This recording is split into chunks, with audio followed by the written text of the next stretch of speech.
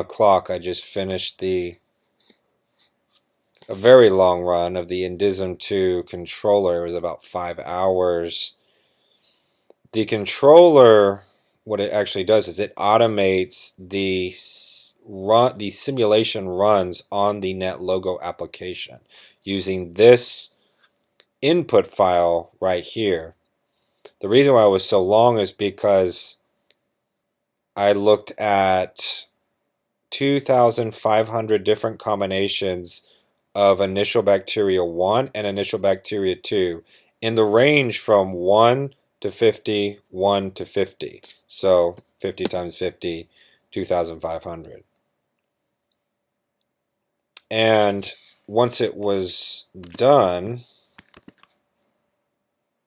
we have, first of all, the controller, while it's running the simulations, as the simulations finish, they write to this unique directory that the controller makes using the current date and time, and the simulations are all written out to their own individual unique file. This file is named using the actual values of the 14 variables used in that simulation.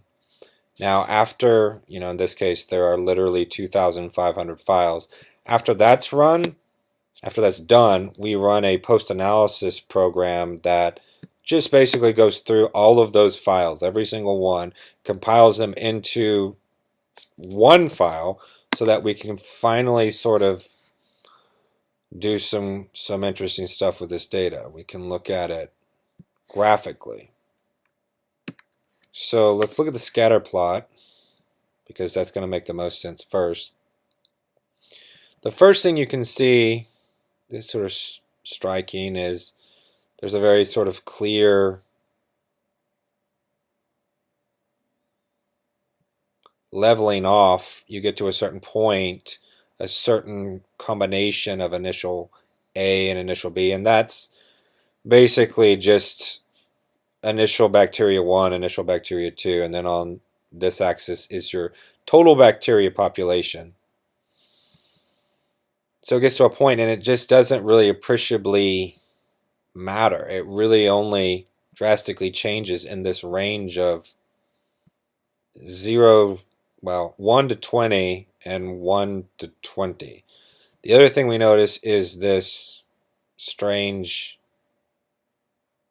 line of points here. I'm not sure what that may be an error in the data. I'm not sure what's causing that. Could just be a result of something else. Now, having seen this, we don't really expect too much from the heat map, because clearly all the action is in this corner. So all the other squares, they don't really change that much. So really this is kind of where everything's happening. This is kind of where